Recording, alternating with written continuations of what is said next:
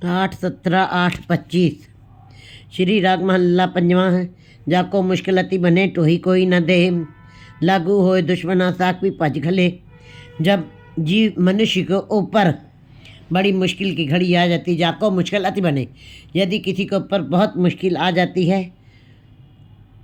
तो ही कोई न दे, और कोई भी आश्रय, किसी प्रकार का भी आश्रय न मिलने की उम्मीद हो और कोई भी आसरा, सारे आश्रय ख़त्म हो गए हों और कोई भी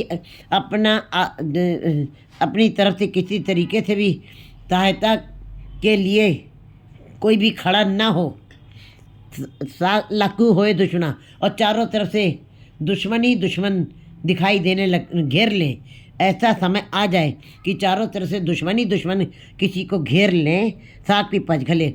और इतनी मुश्किल घड़ी कि जब ज़्यादा मुश्किल की घड़ी होती है, कभी किसी प्रकार का कठिनाई का समय आ जाता है जीव के ऊपर, तो दुश्मनों की तरीके से संसार पेश आने लगता है।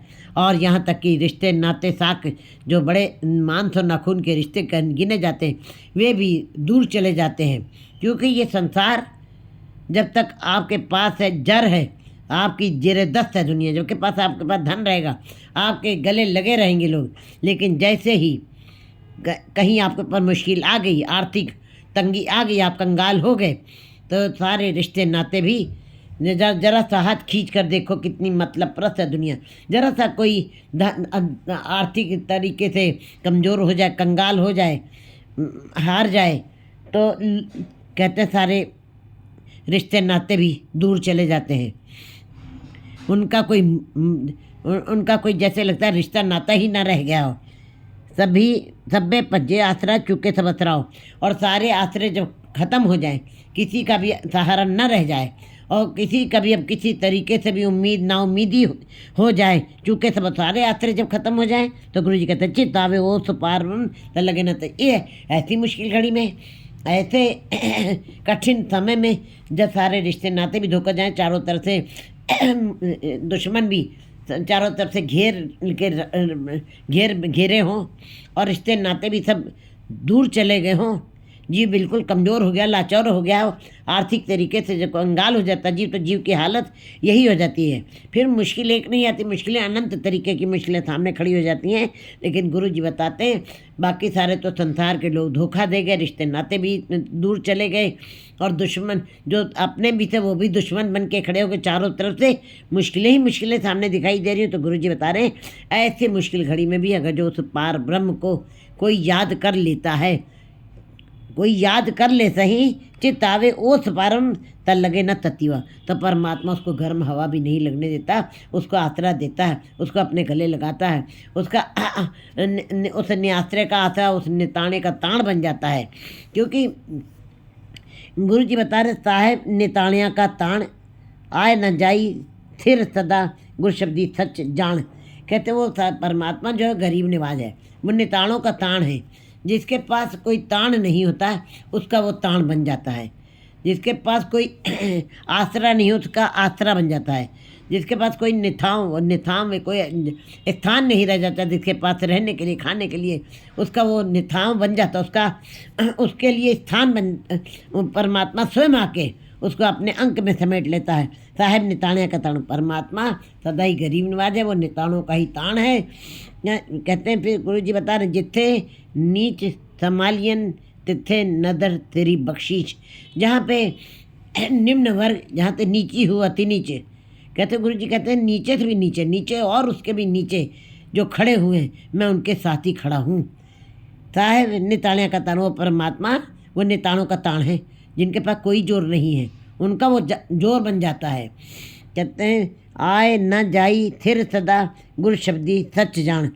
कहते हैं गुरु के शब्द के साथ जो है जब कोई जुड़ जाता है, गुरु के शब्द के साथ जब कोई भेंट कर लेता है और उसके साथ भावना के साथ जुड़ता है, तो कहते हैं फिर उसके आवागमन का चक्र खत्म हो जाता है, वो स्थिर हो जाता है, उसके अंदर वो निश्चलता को प्राप्त करता है जीव। सदा गुरु शब्दी सच जान, जो गुरु के शब्द के साथ जुड़ते हैं और उसकी पहचान कर लेते, गुरु के शब्द की कमाई के साथ उनको ये ज्ञान हो जाता है कि हाँ परमात्मा साहब है, वो निताणों का ताण है। ऐसी जब समझदारी गुरु के शब्द के द्वारा किसी के अंदर आ जाती है तो ऐसे जीव फिर आवागम के चक्कर में नहीं रहते हैं। वो परमात्मा उनको अपने साथ स्थिर कर लेता है। जे को होवे दुबला नंग पुक्की की पीर। गुरु जी बता रहे हैं कि जो कोई बिल्कुल कहते हैं कि हर तरफ से कंगालता, धार्मिक कंगालता, राजनीतिक कंगालता, धार्मिक और नैतिक कंगालता और आर्थिक कंगालता, हर तरीके से जब जीव कंगाल हो जाता है तो कहते फिर वो दुबला एक कमज़ोर हो जाता है, दुबला हो जाता है, लाचार हो जाता है। ऐसे जी को फिर बता रहे गुरु जी, जे को होवे दुबला, ऐसा दुबला, ऐसी कमजोरी, ऐसी लाचारी कि कपड़ा भी नहीं पहनने के लिए, खाने के लिए भोजन भी नहीं है। ऐसी अगर लाचारी का समय आ जाए, ऐसी मुसीबत आ जाए कि तन के ऊपर कपड़ा ना हो, खाने के लिए भोजन ना हो, नंग भूख की पीर, ऐसी पीड़ा, सबसे ज़्यादा पीड़ा भोजन की होती है। कहते हैं फरीदा मौत से भूख बुरी, रात में सोए खा के सवेरे फिर खड़ी। मौत तो फिर आसान है, एक बार आ गई फिर ख़त्म कहानी, लेकिन भूख तीनों टाइम खड़ी हुई है। इसका मतलब भूख की जो पीड़ा है वो बड़ी ही असहनीय होती है। कहते हैं भूख की मार से ईमान भी बदल जाते हैं, भूख के मार से इंसान शैतान बन जाता है, भूख की मार से लोग चोर बन जाते हैं, डाकू बन जाते हैं। इसका मतलब भूख की मार, नंग भूख की पीर वाली जो ये पीड़ा है ये बहुत ही कठिन होती है। दमड़ा पल्ले ना पोए ना को देवे तीर, और एक भी सिक्का किसी के पास ना हो, घर में ऐसी हालत हो जाए कि कपड़ा नहीं है, लत्ता नहीं पहनने के लिए, भोजन नहीं है, और एक भी पल्ला, एक भी दमड़ा, एक भी कौड़ी तुम्हारे हाथ में ना हो, राशि भी ना हो, दमड़ा पल्ले ना पे ना को देवे तीर, और धीरज बंधाने वाला भी कोई भी ना हो, सहारा देने वाला, बातों से सहारा देना। कहते गुड़ ना दो, गुड़ ना दो, गुड़ की बात तो दो। गुड़ की बातें भी कोई करता है तो उससे भी सहारा मिलता है। इंसान का दुख कोई दूर नहीं कर सकता है, लेकिन अगर जो कोई जा कर के अपनी एक बहुत ही दया दृष्टि से कोई बहुत ही अच्छे ढंग से किसी को समझाने की कोशिश करता है अपने विचारों के द्वारा, तो उसका ये समझाना भी उसके लिए एक बड़ा सारा कष्ट उसका दूर करता है। कहते गुड़ ना दो, गुड़ की बात तो दे सकते हो, मीठी बातें, अच्छी समझदारी की बातें तो कर सकते हैं, लेकिन कहते हैं जब ऐसा समय आगे, जब जीव नंग भूख की पीर, भोजन नहीं है, पीड़ा बड़ी सारी है, बड़ी सारी दुर्बलताएँ, लाचारियाँ साथ में खड़ी हों, दमड़ा पल्ले और एक भी कौड़ी हाथ में भी ना हो, किसके सहारे कल जिएंगे। तो कहते हैं ना को देवते, और धीरा देने वाला भी कोई ना हो, बहन भाई रिश्ता नाता सारे नाता छोड़ करके चले गए हों, स्वार्थ स्वाव ना को करे, ना किछोवे काज, चित्त आवे ओस पार तन निश्चल होवे राज। कह रहे स्वार्थ, अपने स्वार्थवश भी स्वार्थ स्वाव ना को करे, कोई भी तुम्हारा स्वार्थवश भी कोई काम ना करे, किसी भी तरीके से तुम्हारी सहायता ना करना चाहे, ना किछ होवे काज, और तुम्हारा एक भी काज पूरा नहीं हो पा रहा है, चाहे जितनी भी तुम इधर उधर भाग दौड़ लगा लो और एक भी तुम्हारे काम पूरे नहीं हो रहे हैं, नंग भूख की पीड़ा ख़त्म नहीं हो रही है, किसी तरह से कोई धन दौलत की भी आशा नहीं आने की, ऐसे समय स्वार्थ न को करे, और तुम्हारे साथ कोई भी तुम्हारे किसी तरीके से तुम्हारे स्वार्थों की पूर्ति नहीं कर रहा है, ना को होवे काज, और तुम्हारा कोई भी कार्य भी सफल नहीं हो पा रहा है, चित्त आवे ओस पारम तन निश्चल होए राज। अगर जो उस परमात्मा को अपने चित्त में बसा लो, उस परमात्मा की याद को अपने हृदय में धारण कर लो, और कैसे धारण करो, भावना से, प्रेम से उस परमात्मा को याद कर लो, विनती करो, अरदास करो उसके सामने। चित्त अगर जो तुम्हारी याद में वो आ जाए परमात्मा, तो निश्चल होए राज, तो ऐसा राज तुमको मिल जाएगा जो कभी ख़त्म नहीं होगा, क्योंकि उसकी याद में ही इतना आनंद है, उसकी याद में ही इतना रस है कि जीव को भोजन भी नहीं मिला, जीव को कपड़े भी नहीं, नंग की पीड़ा भी वो बड़े ही अच्छे ढंग से बर्दाश्त कर रहा है, क्योंकि परमात्मा का नाम जो है ये परमात्मा के नाम के रस के आगे ये सारे ही दुख भूल जाता है जीव, क्योंकि नाम रस में अपनी ही तृप्ति है। क्योंकि हमने देखा साधु संत महात्माओं के पास बहुत कुछ नहीं है, केवल एक लंगोटी में चल रहे हैं वो, लेकिन फिर भी आनंद में है। इसी प्रकार गुरु जी कह रहे हैं, अगर जो चित्त आवे ओस पारवम, अगर जो उस घड़ी में, ऐसी मुश्किलों घड़ी में अगर जो उस ईश्वर को कहीं कोई याद कर ले तो निश्चल हुए राज, तो ऐसा राज उसको मिल जाएगा जो सदा निश्चल रहने में, जो कभी खत्म होने वाला, जो स्थिर हो जाएगा। तो फिर ऐसा आनंद मिलेगा, क्योंकि परमात्मा का नाम है ही निश्चल, परमात्मा का नाम है ही स्थिरता, परमात्मा का नाम है ही समस्याओं का समाधान। जहाँ समस्याएं ही खत्म हो जाएगी, पीड़ा सारी खत्म हो जाएगी और समस्याएं खत्म हो जाएंगी, ईश्वर के नाम के साथ समस्याएं सारी खत्म हो जाती हैं। और समस्याएं खत्म हो तो समाधि में आ जाता, निश्चल हो जाता राज। जा को चिंता बहुत बहुत देही व्यापे रोग। अब वैसे तो बड़ी सारी चिंताएं, एक दुख जो है जीव का, पहला दुख है आत्मा का परमात्मा से बिछोड़ा। दूसरा दुख है दूसरी रे भूख मन की भी भूख जो है बड़ी दूसरी है। तीसरी कहते हैं, फिर गुरु जी बता रहे हैं, तीसरी मौत की, जमकाल मौत का सबसे ज़्यादा ये दुख है जीवों को। कहते हैं गुरु जी बता रहे हैं,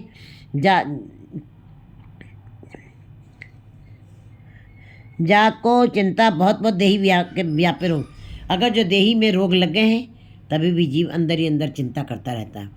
वो किसी को बताता नहीं। जब असाध रोग कोई हो जाता, कोई ज़्यादा बड़ा रोग हो जाता है जो कभी ख़त्म होने वाला नहीं, जो जीव के साथ ही जाने वाला रोग हो गया है, तो अब जीव अंदर ही अंदर चिंता करता है। जैसे अंदर ही अंदर दीमक खाती रहती लकड़ी को और बाहर से दरवाज़ा वैसे ही समूचा रहता है। इसी प्रकार जब मनुष्य के शरीर में कोई ऐसा बड़ा रोग लग जाता है तो कहते हैं जाको चिंता बहुत बहुत, ऐसी चिंता बहुत अंदर जाके बड़ा ही असर डालती है, खोखला कर देती है, दीमक की तरीके से चिंतत ही दिसे सब कोई। फिर चिंता ही करते करते अंदर जीव खोखला हो जाता है, चिंता करता बहुत बहुत बहुत ही देही व्यापी रोग, और देही में रोग लग जाते हैं।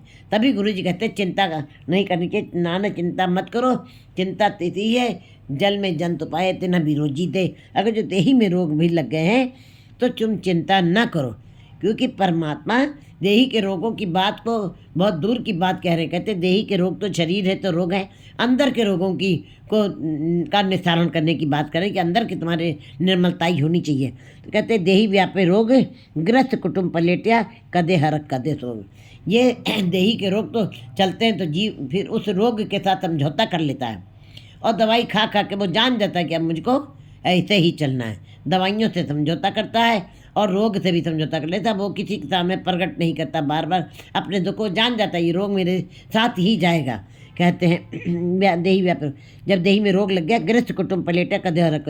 और अगर जो गृहस्थी की ये कंबल अगर जो पलटा जाए, इसको गृहस्थी फ्लोल फ्रोल के देखा जाए, उलट पुलट के देखा जाए, गृहस्थी में कभी खुशी की एक लहर दिखाई देती है और एक खुशी के तो हजारों गम उसके अंदर दिखाई दे रहे हैं।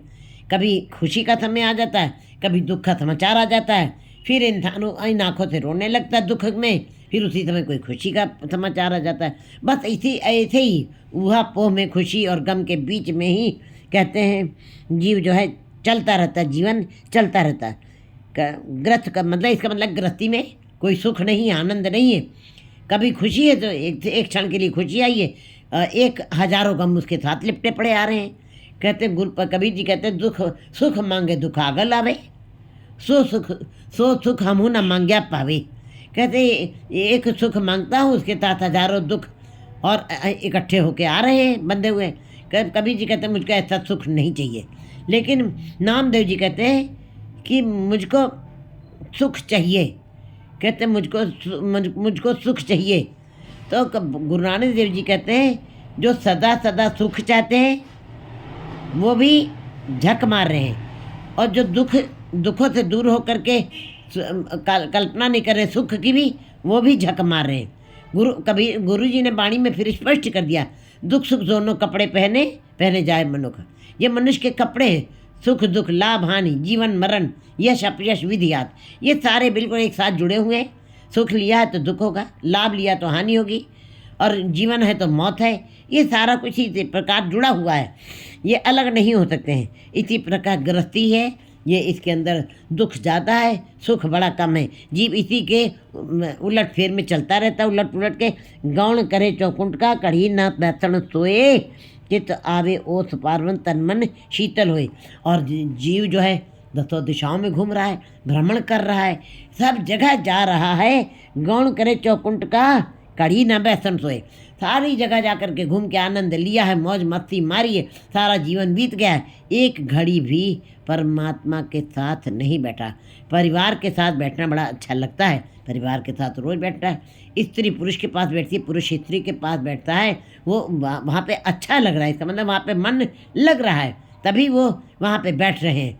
बच्चे जीव अपने पुत्रों के साथ बैठता है, जीव पड़ोसियों के पास बैठता है, जीव जो है संसार में बैठता है, लेकिन जीव निरंकार के पास नहीं बैठता है, क्योंकि एक घड़ी के लिए भी उसको बैठने का मन नहीं करता अंदर से। लेकिन फिर भी गुरु जी बता रहे हैं, निराश नहीं कर रहे जीवों को। चितावे ओथ पारवन तन मन शीतल होए। अगर जो सारी ज़िंदगी तुमने भ्रमण निकाल ली, समय अपना व्यर्थ में गवा दिया, संसार की मौज मस्ती में ही सारा समय निकाल भी दिया हो तुमने, और चित्त कहते हैं गौण करे चौकुंठ का कढ़ीना, और एक घड़ी के लिए भी तुम कभी परमात्मा से तुम जुड़े नहीं, याद नहीं किया, उसको स्मृति में नहीं लाए अपने, लेकिन फिर भी गुरु जी इन जीवों को निराश नहीं करे। कहते हैं अगर जो चित्त आवे उस पर, अगर जो उस घड़ी में भी तुम उस परमात्मा को भी याद कर लो, तो कहते चित्त आवे उस पार ब्रह्म तन मन शीतल हो। तुम्हारा तन भी हरा भरा हो जाएगा, प्रफुल्लित हो जाएगा, खेड़े में आ जाएगा, आनंद में रहेगा, क्योंकि शरीर और मन दोनों का बड़ा संबंध है। शरीर स्वस्थ है तो मन भी स्वस्थ है, शरीर स्वस्थ नहीं है तो मन स्वस्थ नहीं है। तो तन को कैसे स्वस्थ रखना है? कहते नाम का प्रभाव तन के ऊपर कैसे होगा? तन के रोग दूर हो जाएंगे। कैसे दूर हो जाएंगे? जब जीव भजन करता है, कभी याद करता है ईश्वर को, तो मन का तो भोजन ही है, मन तो आनंदित हो ही जाएगा, लेकिन शरीर को भी स्वस्थता मिलती है, शरीर के भी सारे रोग परमात्मा दूर कर देता है। तन और मन दोनों ही निरोग हो जाते हैं, तन भी प्रफुल्लित हो जाता है, निरोगी हो जाता है, और मन ठंडा हो जाता है, मन में शीतलता आ जाती है। मन का भोजन भजन ही है, क्योंकि मन तो ज्योत स्वरूप है, उसका तो मूल ही परमात्मा का नाम है। दोनों ही कहते तन मन शीतल हो, दोनों ही तृप्त हो जाते, दोनों ठंडे हो जाते हैं, दोनों ही में ही बड़ा ठंडा पना जाता है, शांति आ जाती, तृप्ति हो जाती। काम क्रोध मोह वध किया, कृपन लोभ प्यार, चारे किलबी को अन आग किए, हुआ असुर संघार, पोथी गीत कवित किछ कदे न करन तरिया, चितावे ओथ पार्वम तन निमक सिमरत तरिया। काम क्रोध मोह वध किया, कृपन लोभ प्यार।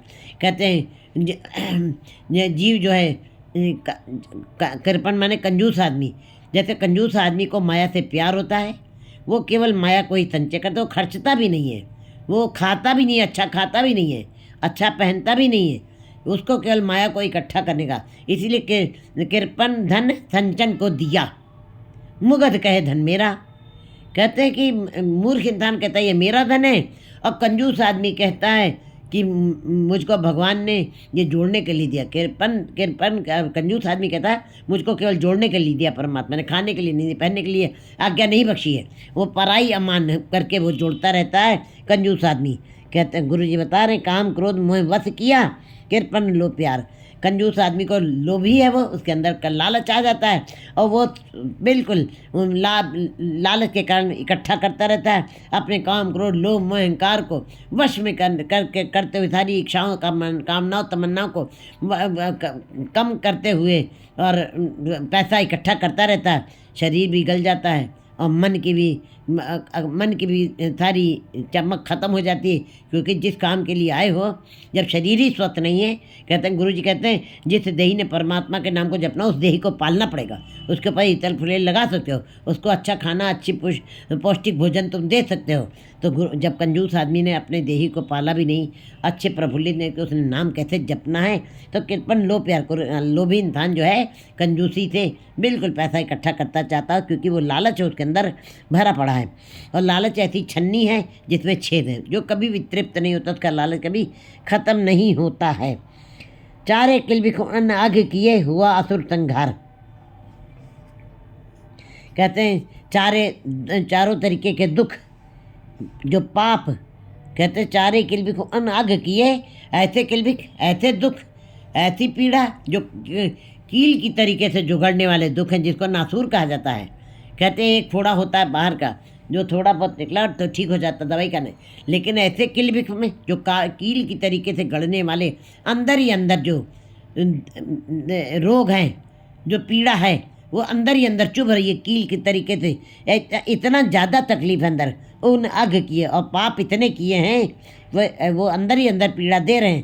कहते हुआ असुर संहार। फिर कहते असुर संहार, पोथी गीत कवित किछ कदे न करन तरया। और पोथी और धार्मिक पुस्तकों के गीत कभी नहीं गाए, कभी पोथियों का अध्ययन नहीं किया, कभी भी कविता, भगवान के नाम की कविता, गीत, खुशी के गीत भी नहीं तुमने गाए, कभी कानों से सुना तक नहीं है। और धार्मिक पुस्तकों का भी अध्ययन नहीं किया, और कभी भी गीता जैसी किताब तुमने नहीं पढ़ी जिसके अंदर परमात्मा के नाम के खुशी के गीत माने खुशी के गीत है उसके अंदर परमात्मा। कविता पोइट्री जितना जल्दी असर डालती है इस मनुष्य शरीर की आत्मा के ऊपर, उतना गद्य नहीं डाल सकता है। जितनी कविता प्रभाव जल्दी डालती है, जितने गीत और कविता प्रभाव डालते हैं जीव के ऊपर, उतना गद्य नहीं डालता है। लेकिन गुरु जी बता रहे कुछ भी कभी तुमने कानों से सुना भी नहीं, जिसके अंदर आनंद भरा हुआ था तुमने कानों से भी नहीं सुना। चित्तावे उस पारब्रह्म, इतने तुमने पाप किए हैं, इतना तुमने ऐसे तुम्हारे अंदर विकार भरे हुए हैं, लेकिन और तुमने कभी भी धार्मिक पुस्तक, कभी गीत का संगीत कभी सुना नहीं, परमात्मा के नाम का अपने कानों से सुना भी नहीं। लेकिन अगर जो उस समय भी तुमने चित्तावे उस पारब्रह्म तन निमक सिमरत रहा, तो एक क्षण भी तुमने जो याद किया, उस एक निमक सिमरत में एक क्षण भर के लिए भी तुमने जो याद किया परमात्मा को, उसके अंदर भी तुम तर जाओगे। कहते हैं अंतकाल में नारायण अजामल को नारायण सुध आई। अजामल बड़ा पापी था, बड़े उसने पाप किए थे, लेकिन अंतकाल में उसको नारायण की सुध आ गई और वो मुक्त हो गया। परमात्मा बख्शानहार है। संसार के माँ बाप जो होते हैं कि जो बच्चा नालायक निकल जाए, चोर निकल जाए, वो अपनी विरासत से अलग कर देते हैं बच्चे को। लेकिन परमात्मा ऐसा नहीं है, वो तो जैसा बालक भाई वो वैसा है, वो सारे पापों को बख्श देता है। उसके सारे पापों को कैसे बख्श देता है, कैसे ख़त्म कर देता है?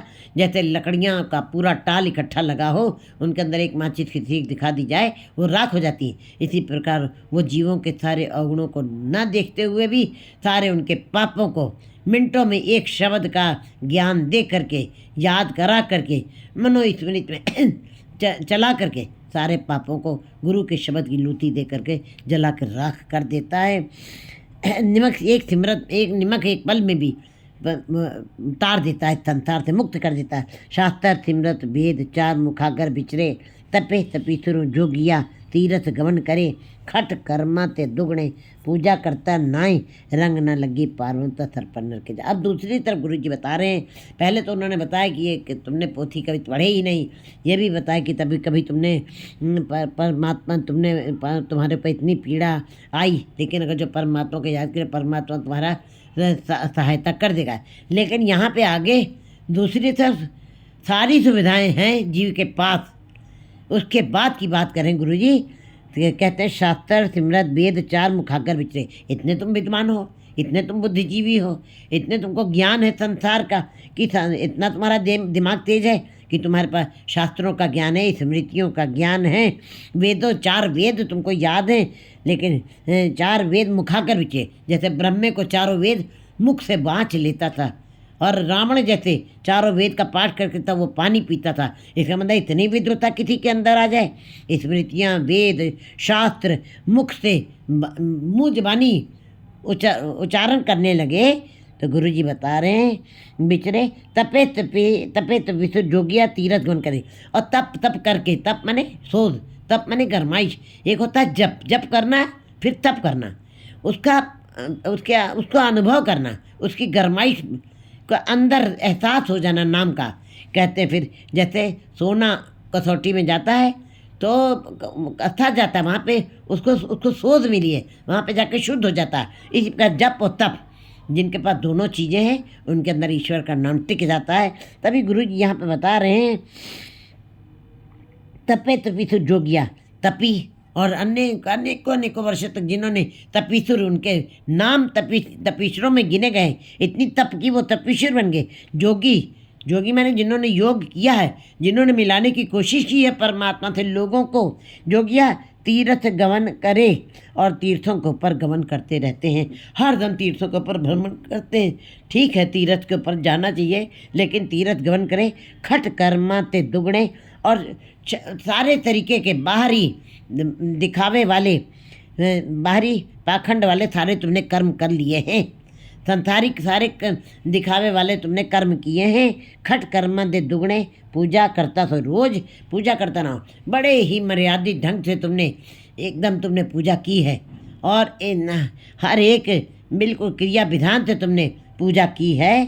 पूजा करता सोई कहते हैं, पूजा करता नाए, उसका फिर कहते हैं रंग ना लगी पारमता सर पर नर के जाए। लेकिन अगर जो ये इतने सारे कर्म करने के बाद वेद याद हैं, स्मृतियाँ याद हैं, पुराण याद हैं, और सब कुछ याद हैं, चारों वेद मुख से तुमने उच्चारण भी कर लिए, ऐसे ऐसे तपीथुर योगियों ने तीर्थों के पर भ्रमण भी किया, सारी जिंदगी धार्मिक कार्यों को करते हुए और पूजा करते रहे, मर्यादा पूर्वक उन्होंने पूजा की है। लेकिन गुरु जी बता रहे रंग ना लगी, अगर जो अंदर वो तो पे नामे के रंग, अगर जो ये सारे काम करने के बाद अगर जो आत्मा के ऊपर नाम का रंग नहीं चढ़ा, तो कहते हैं परमात्मा के नाम में अगर जो आत्मा नहीं रंगी गई, रस नहीं आया आत्मा को, तो कहते हैं रंग ना लगी परमात्मा का नाम का रंग नहीं चढ़ा, तो सर पर नरक जाए, फिर तुम्हें नरक जाना ही पड़ेगा।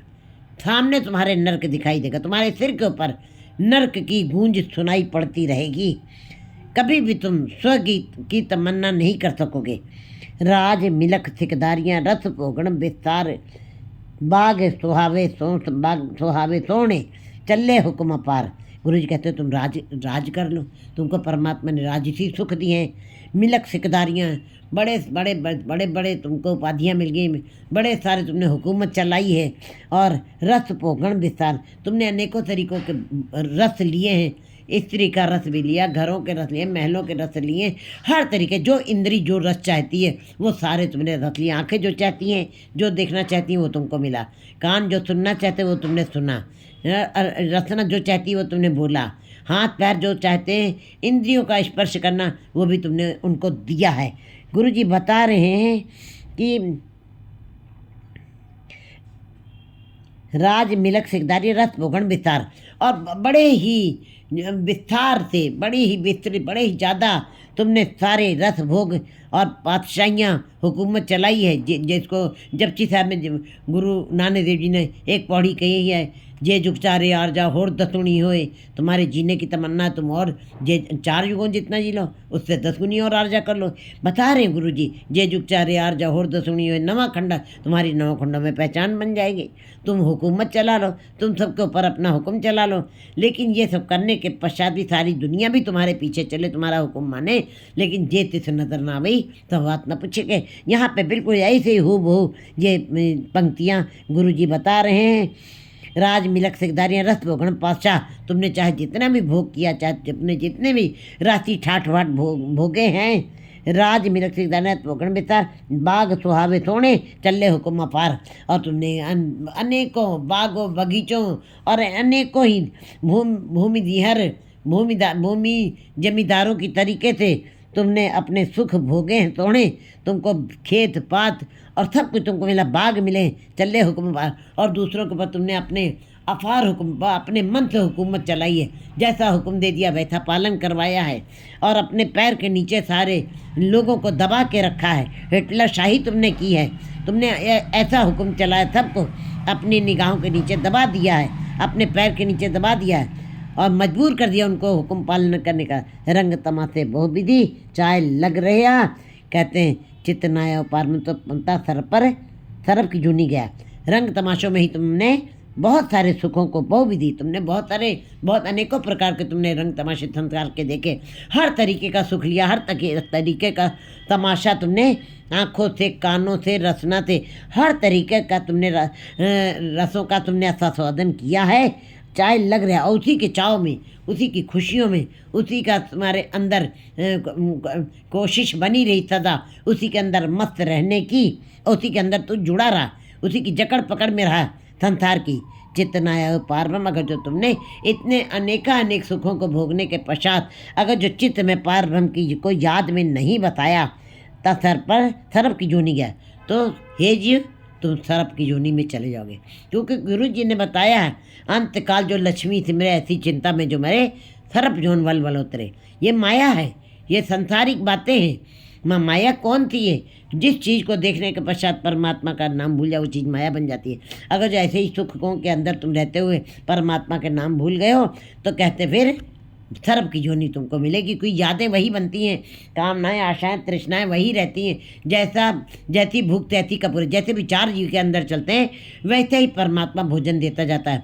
अगर जो इन्हीं संसारिक विकारों का ही भोजन तुम्हारे अंदर चल रहा है, मस्ती लेने की बात हो रही है, तो परमात्मा दे देगा, लेकिन अंत में जब ये आत्मा निकलेगी शरीर से तो तुमको सर्प की योनि में जाना पड़ेगा। गुरु जी बिल्कुल रिजल्ट सामने बता दिया। गुरु जी ने सोचने की बात नहीं कि जन्म लेने के बाद और मरने के बाद और उसके बाद तुम्हारी कोई गिनती होगी, नहीं, बिल्कुल तुरंत बता दिया। अंत समय जो लक्ष्मी सिमरती चिंता में जो मरे, सर्प जोन वल वल उतरे। अंत समय जो लड़का सिमरती चिंता में जो मरे, सूकर जोन वल वल उतरे। अंत समय जो स्त्री सिमरे ऐसी चिंता में जो मरे, वैश्य जोन वल वल उतरे। अंत समय जो मंदिर सिमरे ऐसी चिंता में जो मरे, भूत जोन वल वल उतरे।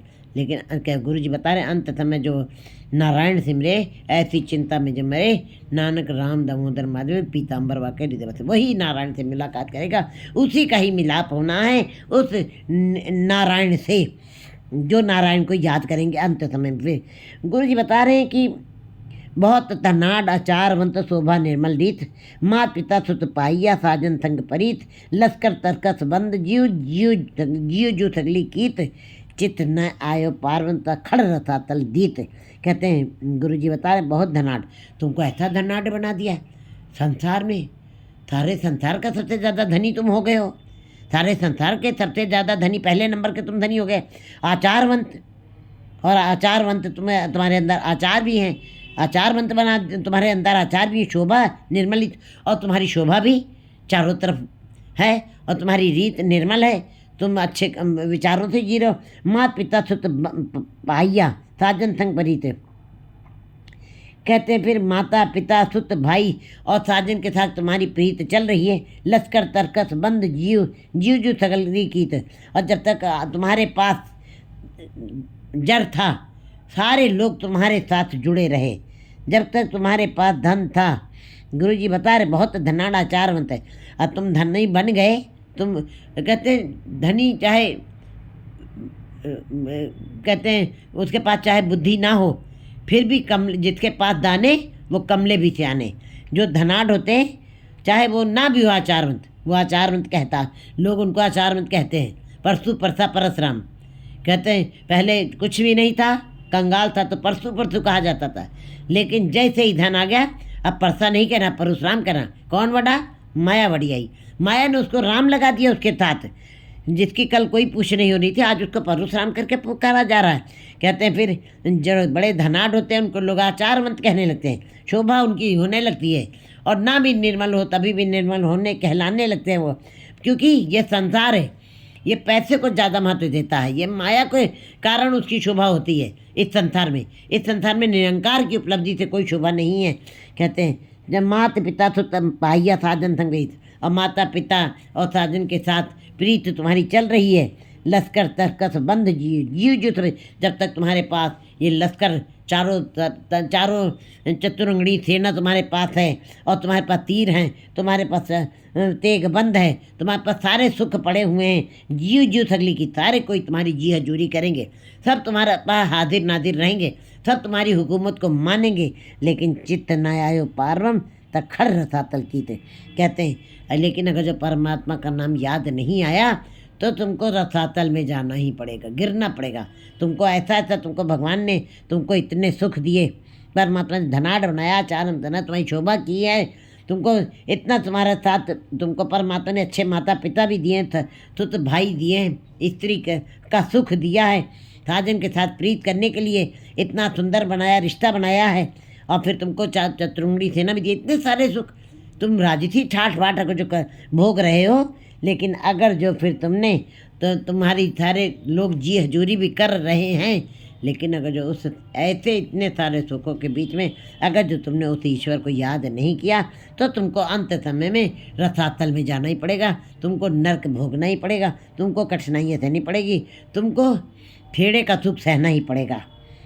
काया रोग न छिद्र किच न किच काड़ा थोग, मिरत न आवी चित्त तिस ऐनित भोगे भोग, सब किछ कीर्तन अपना जी न संक तरया, चित्त न आयो पार्वम तजम कंकर वस पर्या। कहते काया में कोई रोग नहीं, परमात्मा ने तुमको ऐसी निरोगी काया दी, छिद्र किछ तुम्हारे अंदर किसी तरीके के बुरे बुरे विचार भी नहीं तुम्हारे अंदर डाले, किछ काड़ा सोग ना तुमको किसी प्रकार का सोग, एक रोग होता है एक सोग होता है, शरीर में रोग होते हैं और मन जब चिंतित होता है तो सोग होते हैं, और वो सोग जीव जो है इंसान को अंदर से हिला देता है, अंदर से दिमाग नहीं काम करता फिर उसका, ऐसा सोग तुमको इतना सारा तुम्हारी निरोगी काया, पहला सुख है निरोगी काया, तुमको निरोगी काया दिए, तुम्हारे अंदर के सारे छिद्र को ढक दिया है, क्योंकि जीव पाप भी कर रहा है फिर भी वो पाप दिखाई नहीं दे रहे। वो परमात्मा ने जैसे चमड़ी अंदर से सारा कंकाल बना के खून मिर्जा बना करके डाल दिया है, शरीर कोई अंदर से सुंदर नहीं है लेकिन ऊपर से चमड़ी का लेप किया है तो वो सुंदर दिखाई दे रहा है। इसी प्रकार मन भी सुंदर है नहीं, मन कुरूप ही है, विचार उसके अंदर कोई बहुत अच्छे नहीं उठते, लेकिन परमात्मा ने उस मन को करता मन ही है अंदर सारा कुछ, जो भी अच्छे बुरे विचार मन ही के अंदर से उठे लेकिन वो दिखाई नहीं दे रहा, वो अंदर कर दिया परमात्मा ने, तुम्हारे सारे छिद्रों को एकदम गुप्त कर दिया है, ना किस काला सोग, और तुम्हारे किसी प्रकार के सारे सोग चिंता फिक्र सब तुम्हारे बाहर प्रकट नहीं होने देता परमात्मा। तुम क्या सोच रहे हो, तुम क्या कर रहे हो, तुम क्या करना चाह रहे हो, ये सारे माता पिता भी तुम्हारे नहीं जानते लेकिन परमात्मा जानता है। मिरत ना आवी चित्त जित्ते से अनित भोगे भोग, और मौत भी याद नहीं आ रही है जीव को, और रात दिन तुम भोगों में लगे हुए हो, ऐशो आराम में मत हो, सब किछ कीर्तन अपना, सारा कुछ तो तुमने अपना बना लिया है, स्त्री को अपना बनाया, बच्चे को अपना बनाया, राशि ठाठ बाट को अपना बनाया है, और सारे रसों का भोग तुमने किया है, और रात दिन अच्छे अच्छे भोगों को अपना अपना अपना कह के उसी का आनंद ले रहे हो। सब कुछ कीर्तन अपना जी ना संक तरह, लेकिन सब कुछ अपना एक राम पराया, कभी भी तुमने राम को पराया बना दिया है और सब कुछ में सब कुछ अपना किया है। कीर्तन अपना कोई जी न संक तरह, लेकिन अपने हृदय के अंदर कभी भी एक पल के लिए भी याद नहीं किया, परमात्मा को धारण नहीं किया है। कितना आयो पार्वन जब कंकर वश पर्या, अगर जो परमात्मा याद नहीं आया तो यमराज के वश में तुमको जाना पड़ेगा, यमराज ही पकड़ के ले जाएगा, परमात्मा के साथ तुम्हारा मिलाप नहीं होगा, उनके वश में तुमको पढ़ना पड़ेगा। कृपा करे जिस पार्वण होवे साधु संग, जब परमात्मा किसी जीव के ऊपर कृपा कर देता है, अपना अनुग्रह करता है, दृष्टि डालता है, होवे साधु संग, तब गुरु के साथ मिलाप होता है, साधुओं के साथ संगत होती है। साधुओं माने सत्संगत में आकर के जीव उस ईश्वर के नाम की बातों को सुनता है। सत्संगत कैसी जानिए, जिस तो एक को नाम बखानिए, एक नाम के परमात्मा का साधु की संगत में आके एक परमात्मा की चर्चा सुनता है। जीव जीव ओ बधाइए क्यों तू हर स्यू रंग, जैसे जैसे फिर जीव जो है वो सत्संगत को बढ़ाता है, ऐसी संगत में अपना समय बिताता है। ज्यों ज्यों ओ बधाइए, जैसे जैसे सत्संगत बढ़ाता रहता है और अच्छी संगत में, साधुओं की संगत में अपना समय को लगाता है, त्यों त्यों हर सुरंग, तो वैसे वैसे और आगे आगे दिन प्रतिदिन हरि के साथ उसका संबंध बनता चला जाता है। दूहा सिरा का ख़त्म आप अवर ना दूजा कोई। अगर जो जीव एक पल भी जब जीव परमात्मा को याद नहीं करता है, या एक पल भर के लिए भी उसको अपने कानों से उसने धारण भी नहीं किया परमात्मा का नाम, ये भी एक अवस्था है। और एक अवस्था वो बता रहे हैं कि सब कुछ होते हुए भी परमात्मा को याद नहीं किया है। और एक पदा ये बता रहे पहले कि सारी मुश्किलें आ गई हों, सब तरफ से तुम कठिनाइयों से घिर गए हो, फिर अगर जो तुम ईश्वर को याद कर लो तभी भी तुम्हारा वो पर्दा ढक देगा, तुमको गर्म हवा नहीं लगने देगा। दूसरी तरफ राजसी सुखों के बीच में रहते हुए अगर जो तुम परमात्मा का नाम नहीं जपोगे तो रसातल में जाना पड़ेगा तुमको यमराज के वश पंजे में दोनों सिरा का गुरु जी बता रहे कि मुश्किलों के बीच में ईश्वर को याद कर लेना और सुखों के बीच में ईश्वर को नहीं याद करना है, ये दोनों अवस्थाएं भी दोनों दोनों अवस्थाओं के बीच में परमात्मा ही अपना हुक्म चला रहा है। दुहा सिरा का खसम आप और न दूजा कोई। अगर जो जीव है मुश्किलों में रहते हुए आखिर में परमात्मा का आसरा पकड़ता है तो ये भी उसी की कृपा है। और जीव राशि ठाट बाट भोगते हुए भी अगर जो परमात्मा को उसने याद नहीं किया है और दुखों में जाना पड़ रहा है, ये भी उसी की अपना हुक्म है। ये दोनों हुक्म उसी के हैं। दुहा सिरा का खसम आप, ये नहीं कि रसातल में डालने वाला कोई और होगा और गर्म हवा ना लगाने देने वाला कोई और परमात्मा नहीं। दोहा सिरा का दोनों छोरों का परमात्मा आप ही मालिक है और स्वयं आप ही है, दूजा वर कोई दूसरा नहीं है, क्योंकि परमात्मा ला शरीक है, उसके जैसा कोई दूसरा है नहीं, वो स्वयं ही करता है। सतगुरु तुठे पाया नाने सच्चा नाव।